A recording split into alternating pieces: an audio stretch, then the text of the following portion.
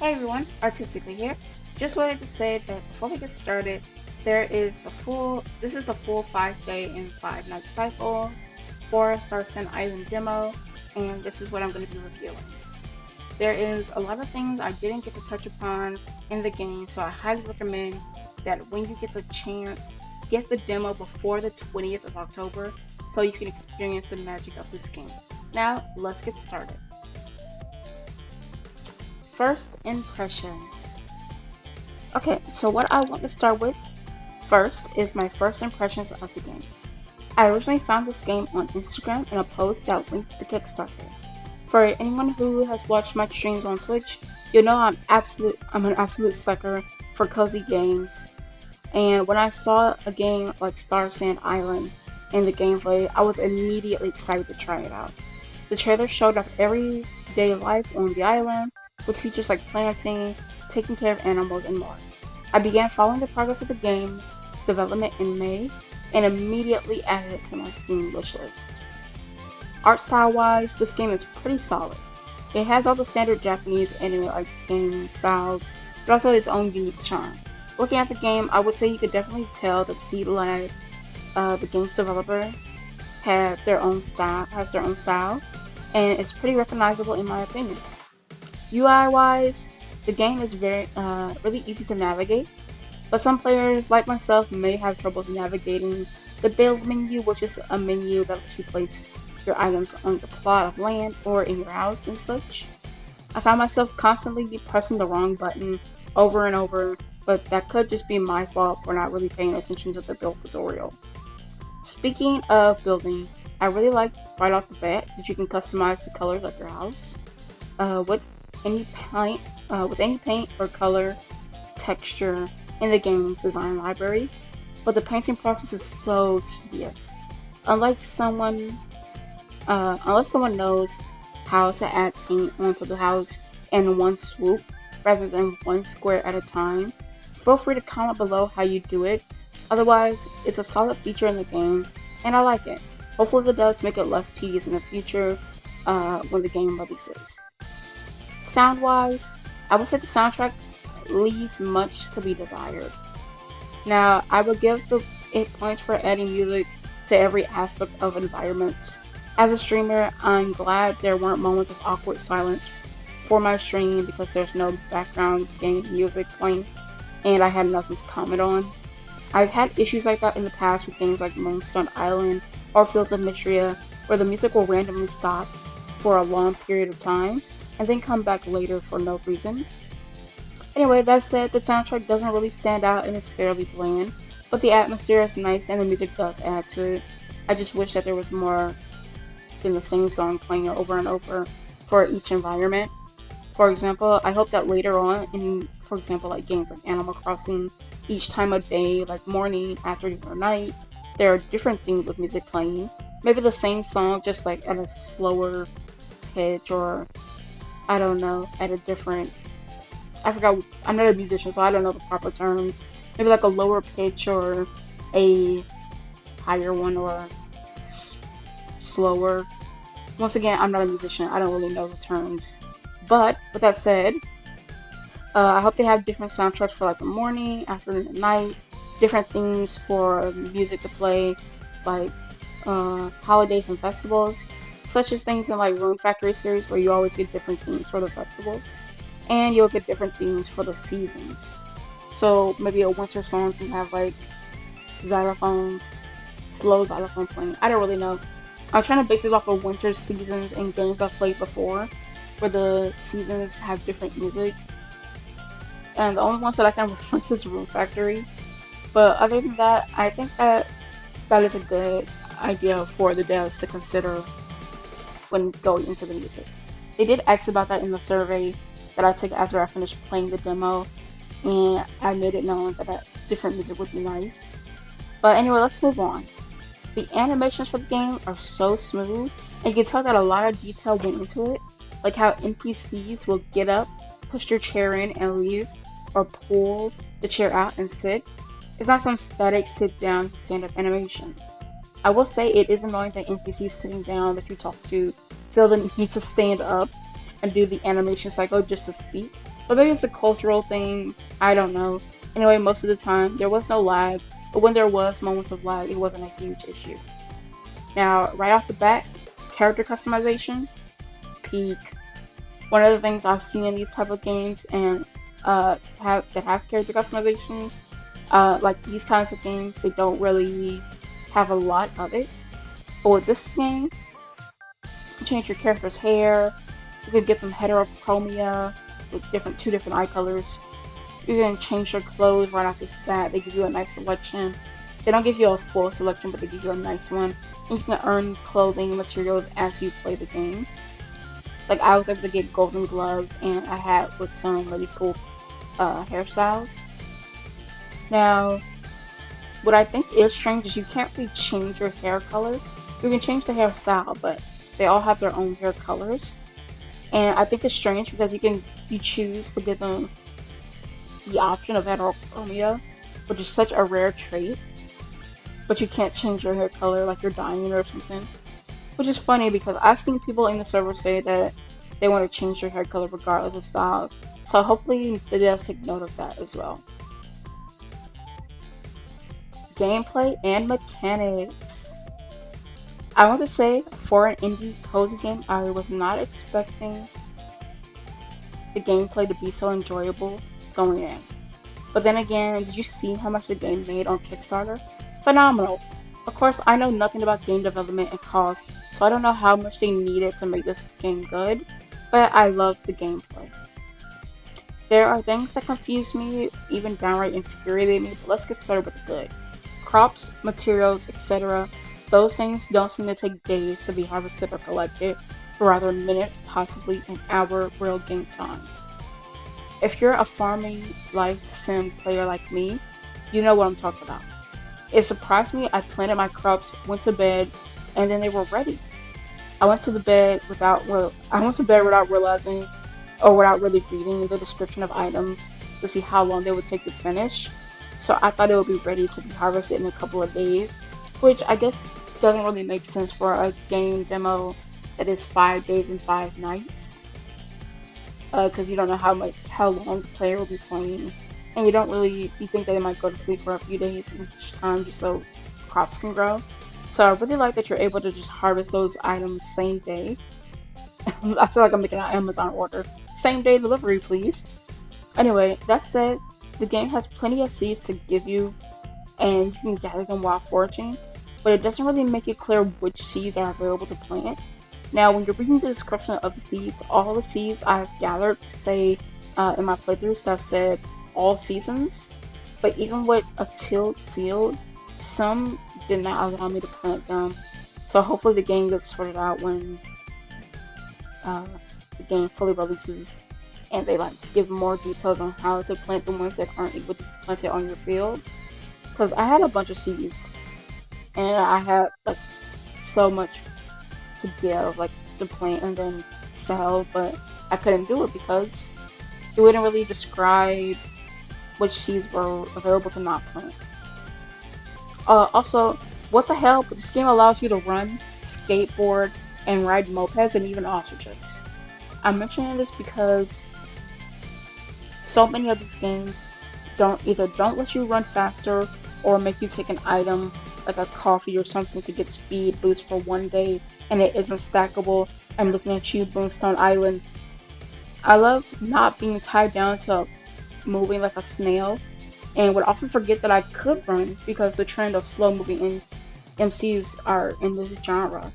I mean, I will say Fields of Mystery kind of mix it up a bit because it gives you a horse, but overall, you run pretty slowly, and you don't even get to run. You kind of just walk or sprint. Now, my biggest gripes with the game. Let's move on to that. It's the combat system. And oh yeah, you thought this game was just a cozy little game that didn't have fighting in it? Well, surprise, it does. I really like that they didn't stick monsters into the game, but rather corrupted animals. So imagine my surprise when this bunny came up to me actually ready to square up with me in the forest. Now, what I hate about the combat system, I really hate that there doesn't seem to be different type of weapons in this game, rather than bows and slingshots. Now, I will say, maybe it's because I didn't choose a different route, There was a guild leader in the game, or like a guild master, whatever they called him, and I didn't choose his route first. So when he came up, he shot a bow and arrow at this animal, and I was kind of just thinking, oh, okay, cool. But, and maybe I'm biased because I have really bad aim, and I never choose long range weapons unless they're guns in JRPGs like Genshin or Wuthering Waves, and so on. But I'd say to the devs, either make an auto aim feature or introduce short range weapons. I know many animals probably need to get close up in range to inflict damage, but just make it to where when you swing from a close range with a weapon, that there's a bit of knockback to the enemy. Or introduce long range melee weapons like spears. Because I just hate bows and arrows and slingshots. Once again, I'm biased because I have a really bad aim at these kind of things. But anyway, let's move on. That was really my biggest gripe with the game, honestly. And I will say sometimes I want to skip over. I did skip over a little bit because I was talking about the skateboards and stuff, and the fact that you can't really fight with different weapons in the game. But let's go back to that skateboard I mentioned. The skateboard is really OP. It's an OP mode of transportation because you can glitch around the map on that thing, and it makes your character topple over. Now I won't say it makes them fall to the ground or whatever, or fall off the skateboard. If you enter a place where skateboard can't be used, the character does get off of it, like water. You can swim in it. Oh, you can swim in this game too, so you can't just drown. I mean, I guess that's not a new thing because it feels a mystery. You can swim in the water. You can do that in Moon Island too if you got the flippers. But I feel like a lot of these games, you get in the water and you die, like the new Rome Factory. No, I guess just a river. What do you mean I died? Anyway, let's move on. Let's continue. Get back on topic. Anyway, this you can kind of like topple over or like glitch your character out on the skateboard. So if you're like using a ramp and then you go into the trees, it kind of doesn't affect the character. And no matter how high you fall, you don't seem to take fall damage, which I like, but it's a little unrealistic. I just hope they don't add fall damage to the game because some of the map is a bit of just walking around and going up on high mountains until you find where you're trying to go. But once again, please don't add fall damage to that. That was just a joke. And it's kind of funny. You can jump off of a mountain on a skateboard, and the skateboard really cushions your blow. Anyway, I did encounter one bug mission for an NPC that wanted 3 fish in the game, and this game did not want that NPC to have the fish. First time trying, I did catch the 3 fish, but the game didn't register me catching them. Second time, I did catch the 3 fish, but it would not let me deliver it to the same NPC. And then when I found that same NPC, not only would he wouldn't take it, the marker for the NPC was underneath the ground. So I was looking around like, where does he give me the NPC so I can deliver this fish? And it just would not show the NPC. And I found him again near my house, near the river, but I don't know why it wouldn't let me give him the fish. And the game didn't really explain how I can deliver the fish to him, especially when he seemed to be in a different place where the marker of the fish is, like the delivery mission is. So I did report that to the devs on the server, and hopefully they take care of that. Anyway, let's move on. I like things that you can do in the game and place somewhat behind apprenticeship like fishing, cooking, farming, etc. And you can upgrade your stats when you have the right amount of star points. Take that, useless skill tree in video games. Anyway, I will say some of them seem OP, like how you can sit down and replenish your stamina faster. Oh yeah, you can replenish your stamina midday without sleeping or eating. Okay, that's peak. You just sit down on a bench and boom, you got more stamina. Now, when you first sit down and without doing the first quest of like creating a skateboard and doing the apprenticeship, your stamina replenishes very, very slowly. But once you like upgrade your stats to kind of go up a bit, I didn't test out how faster they go up because I was too busy having fun in the game. So when I did upgrade, I upgraded my stats and didn't see how much faster my stamina were replenished. Now I think that's really cool because a lot of games like these don't really implement that. You can't just like sit down and replenish your stamina. You have to either go to bed and go the next day with your stamina increased. I will say Moonstone Island does somewhat have a similar mechanic where you can go to sleep for about an hour or so, but not the full day, as a choice. And I kind of hope that something like that gets introduced, but it's not necessary to make the game good. I like it how it is with the stamina. And last thing I want to mention is this section is that there is little to no loading screens on the game or the game's map. It's pretty open, and I love that. And it's so realistic that way because I hate when a loading screen comes up. I know it's necessary, but there are very minimum loading screens in this game. You can just run around the map, and unless you go into the deep forest or anything like that, you don't experience a loading screen. Well, you might experience a loading screen when you go to sleep and wake up, but other than that, not many loading screens, and I like it that way. Story and characters. There really isn't much to say about this section. When we start the game, we're told by our childhood friend that we moved away and came back for no particular reason. We just showed up and decided to live on the old cabin in land that our grandfather left us on the island. Didn't really meet most of the characters because, once again, it was just a demo, but I'm glad that the bachelorettes and bachelors get their own animation, so you kind of can tell who's special and who isn't. There are typos and probably things lost in translation in this game, so I will not really knock off points for that because, once again, it's being developed by a small team. Well, I don't know if it's a small team, by a team in Asia, but it's not a huge deal. I do hope they fix that in the release. Maybe it's just like it is just a demo, so maybe it's like a template they were using or something. Anyway, character-wise, I do like our character isn't just some sort of stereotypical silent MC. We don't talk much, but there's still dialogue, and I feel like it gives our character some personality. I wish that the dialogue options you chose for the characters, for some of the character conversations that you have, affected the affection level with them or changed your character's personality, but I still enjoyed the dialogue.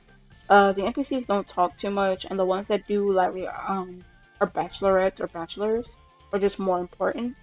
Also, a cute little thing that I noticed is that playing the game, the characters remember the gifts that you give them. For example, I would give Solera a specific type of treat.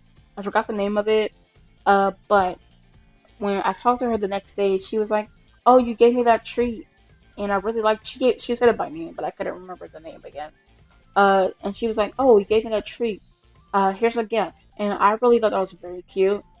And she said she was glad that I gave it to her, and honestly, it's one of the coolest experiences I've experienced in one of these type of games, is the fact that they remember the gifts that you give them. I really can't say much about how I feel about the characters because, once again, the game's demo took place between 5 days and 5 nights, so you don't get to know much about the characters. The designs of the important ones are cool, and actually some of the nameless NPCs too.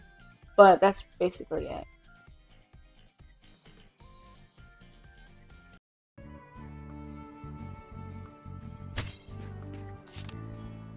The trial session has ended. No, that sucks. Well, that was fun.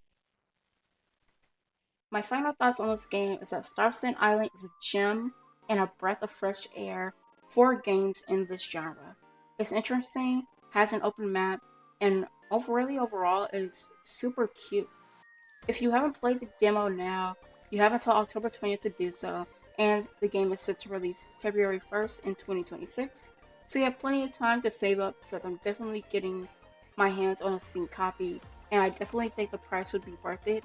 I don't know how much it will cost yet, but I definitely think that this is like at least a $60, $70 game, better than what a lot of games have come out recently.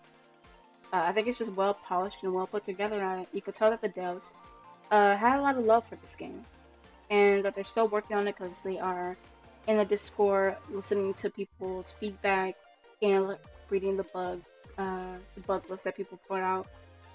So I definitely think that this is a game worth looking out for. Let's say, okay,